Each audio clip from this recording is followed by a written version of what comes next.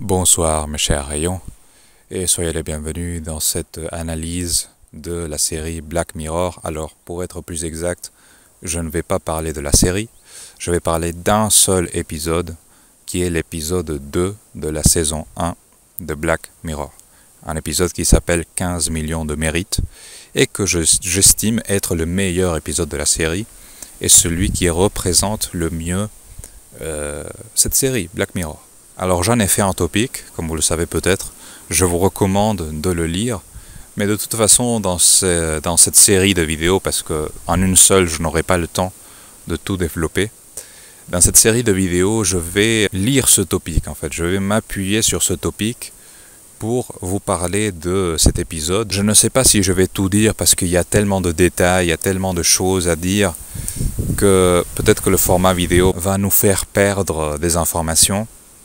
Mais bon, en tout cas, vous avez le topic écrit si vous voulez vous y rapporter. Alors, ce qu'il faut savoir d'abord, c'est que 15 millions de mérites, c'est le premier épisode de cette série qui a été écrit, scénarisé. C'est-à-dire qu'on peut le considérer d'une certaine façon comme le premier, entre guillemets, épisode de la série. À mon avis, c'est un peu le premier épisode, le vrai premier épisode. C'est celui qui illustre le mieux ce qu'est la série.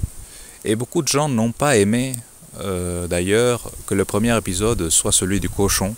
Si vous avez vu la série, vous savez de quoi je parle. Beaucoup de gens n'ont pas aimé ça parce qu'ils ont trouvé que c'était un peu du choc gratuit. Je pense que le deuxième épisode aurait été mieux, mais peut-être qu'ils ont pensé que ça serait trop ennuyeux. Je ne sais pas. En tout cas, je vous recommande vivement d'aller regarder cet épisode, l'épisode 2, avant d'écouter cette vidéo. C'est 1 heure de visionnage. Ça vaut le coup, d'accord? C'est 1 heure de votre vie, au lieu de traîner sur hanche, au lieu de mater du porno, au lieu de jouer à League of Legends et perdre 3 games d'affilée, vous regardez cet épisode de Black Mirror et ça va vous être beaucoup plus utile et beaucoup plus enrichissant.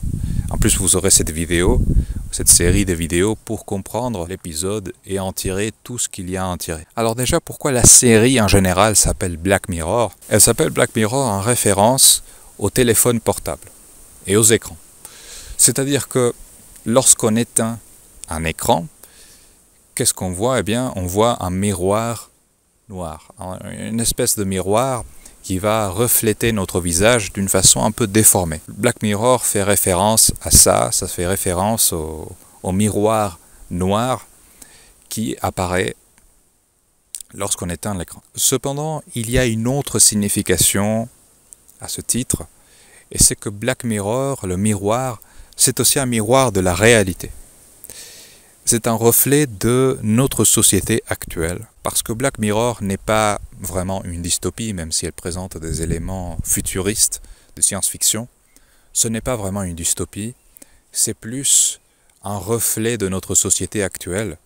Et les éléments futuristes ne servent qu'à mieux illustrer, qu'à mieux montrer les problèmes qu'on a aujourd'hui.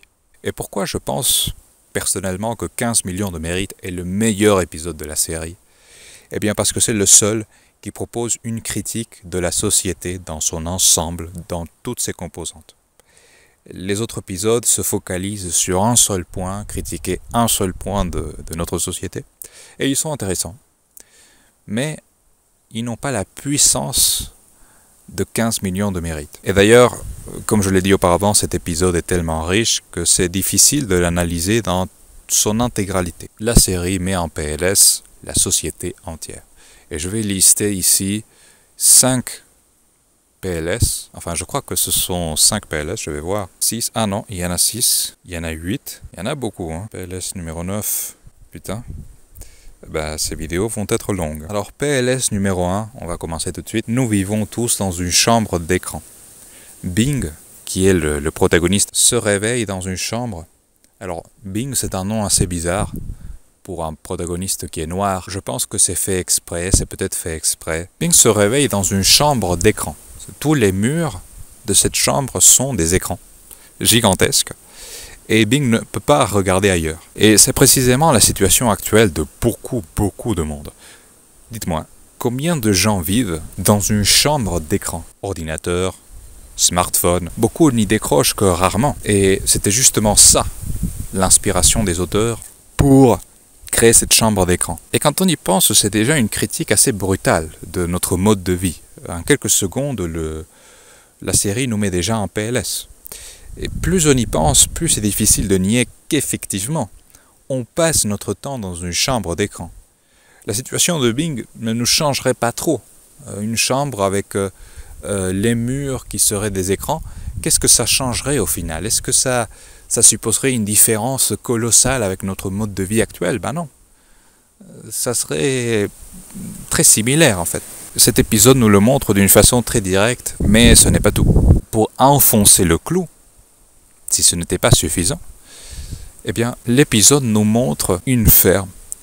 Les écrans affichent une ferme, un coq, une campagne, c'est-à-dire une émulation, une réalité virtualisée qui va nous révéler le véritable désir du protagoniste. Et au fond, je pense, notre véritable désir à nous, c'est-à-dire de vivre dans une ferme avec son coq qui va nous réveiller, avec le soleil. On a donc une chambre d'écran, ce qui déjà va nous parler directement, et en plus des écrans qui vont afficher une ferme. Il faut souligner à ce titre, petite remarque personnelle, aujourd'hui les jeux vidéo de ferme, les jeux vidéo qui consistent à farmer, comme on dit en anglais, à passer son temps à gérer une ferme, à cultiver, à pêcher, à faire des activités très simples, ces jeux vidéo ont beaucoup de succès.